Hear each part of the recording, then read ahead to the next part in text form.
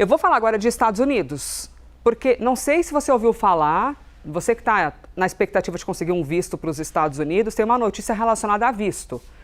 Já te digo de bate-pronto que não tem a ver com visto de turista, tá bom? Quem está passeando e tudo mais, né, Priscila Asbeck?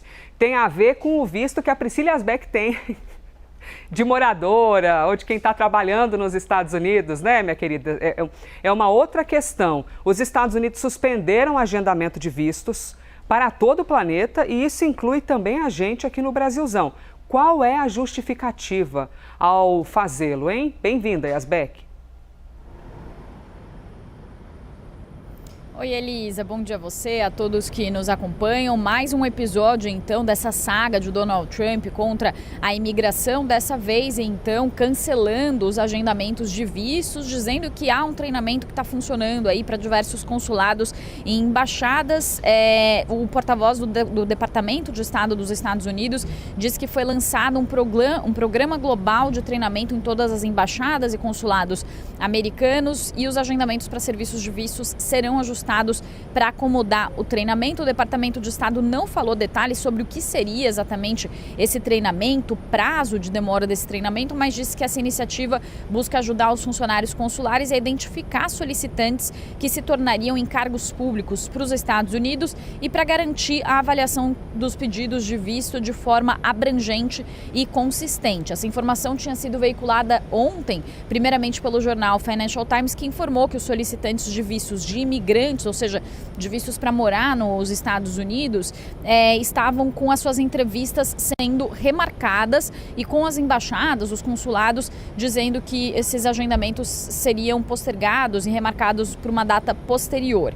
Donald Trump tem promovido diversas mudanças em relação à imigração. Recentemente, inclusive, Elisa, houve uma orientação para os serviços consulares para que apenas concedessem vistos, por exemplo, de estudantes a pessoas que tivessem os seus perfis nas redes sociais abertos. Depois essa medida foi ampliada também para jornalistas que solicitam visto para morar aqui nos Estados Unidos e o governo Trump alega que essas medidas acontecem por razões de segurança e por isso eles querem avaliar qual é o tipo de perfil ideológico dessas pessoas que estão solicitando a entrada nos Estados Unidos. Além disso, houve várias medidas de revogação de visto para imigrantes, por exemplo, de uma lista de 75 países. Essa medida incluía o Brasil, mas sofreu um revés na semana passada, quando uma juíza federal derrubou essa medida, dizendo que a política excedia a autoridade legal do secretário de Estado. Isso já aconteceu outras vezes também, né, Elisa? Como, por exemplo, com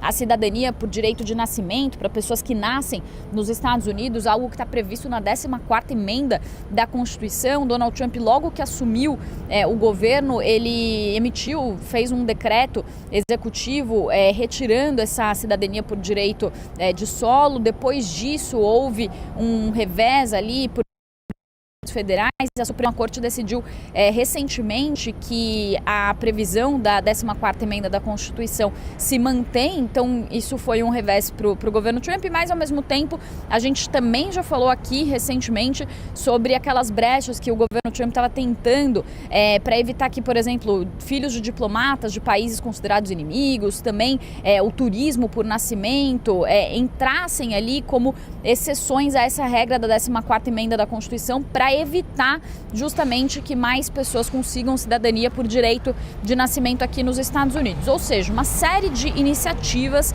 do governo Trump para restringir a entrada de pessoas aqui nos Estados Unidos. E quais são os resultados que já são vistos dessa política? Um instituto aqui dos Estados Unidos, o Instituto Brookings, estima que em 2025 os Estados Unidos tiveram pela primeira vez um saldo negativo de entrada de imigrantes. Portanto, entre os imigrantes que entraram e aqueles que saíram, inclusive com a política muito agressiva de deportação do governo Trump, esse saldo ficou negativo, ou seja, mais gente saiu dos Estados Unidos do que entrou, e isso aconteceu pela primeira vez em cerca de 50 anos. Portanto, essa política restritiva de Donald Trump está funcionando da maneira como ele previa. Por outro lado, Elisa, existem, claro, muitos questionamentos sobre essa política de organizações de direitos humanos que dizem que existe um perfilamento racial, ou seja, Donald Trump faz ali uma discriminação em termos de raça, também de países, de origem, muitas vezes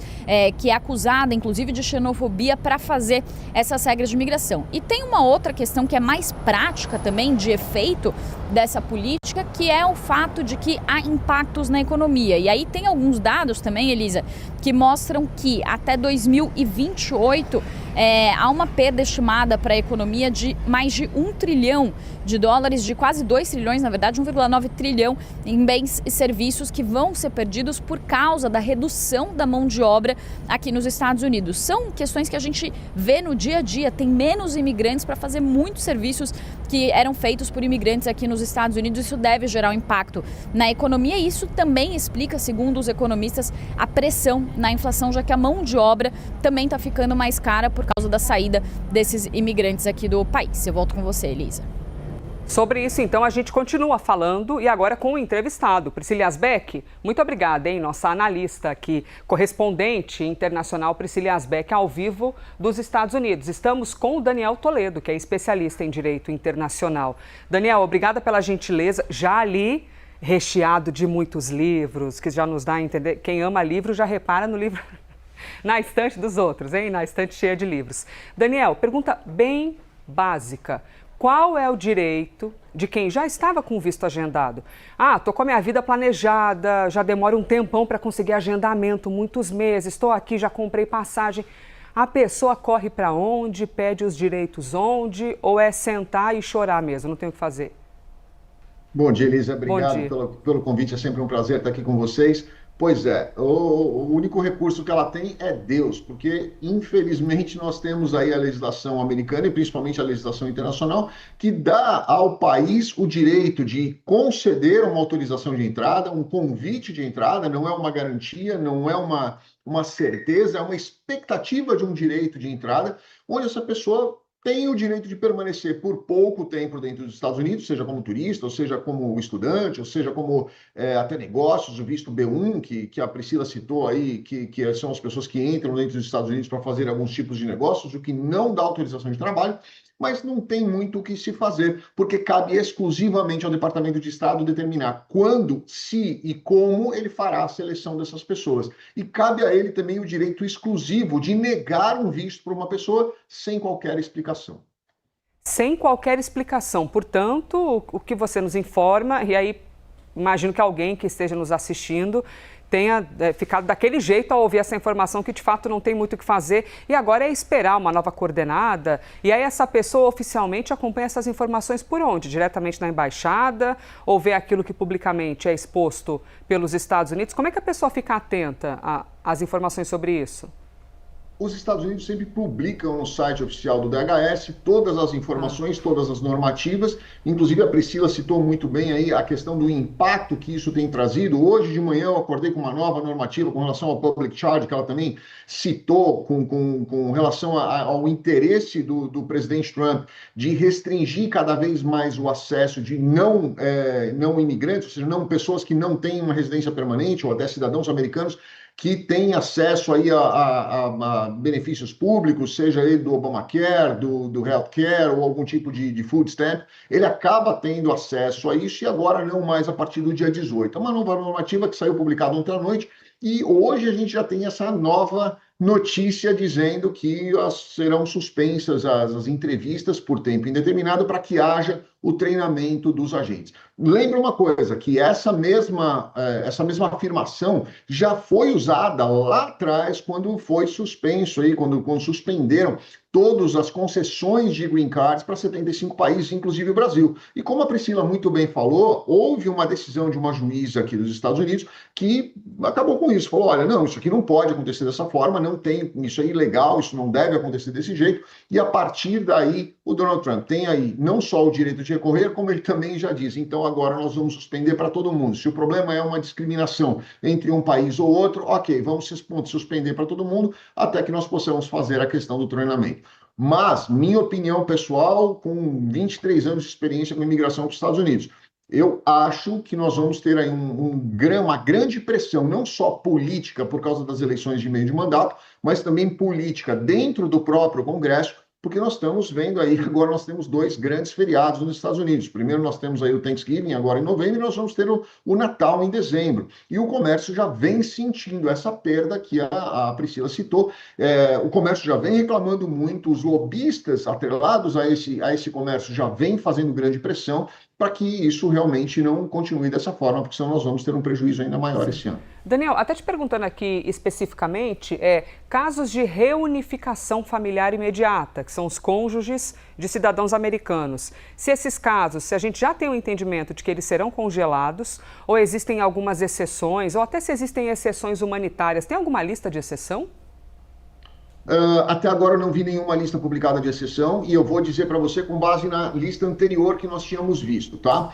Todos os casos de entrevistas de Green Card, independentemente de quem fosse ou da exigência que fosse ou da urgência que fosse, inclusive aqueles casos onde a gente tinha aí uma solicitação de expedite, de prioridade por serem dependentes físicos, emocionais ou financeiros de um cidadão americano, ainda esses casos não estavam sendo concedidos. A entrevista era feita a aprovação, mas não era concedida a autorização de entrada nos Estados Unidos e nem o Green Card quando essa pessoa estava dentro dos Estados Unidos. Imagino que a partir de agora deve ser exatamente da mesma forma, porque isso já vinha sendo praticado dessa maneira. Daniel, muito obrigada por compartilhar com a gente seu conhecimento, todo o entendimento ali para a gente passar a informação, apesar de não ser a melhor informação, de que por enquanto, sentar e chorar mesmo, não tem o que fazer, não tem saída. Daniel Toledo, especialista em Direito Internacional. Muito obrigada, Daniel.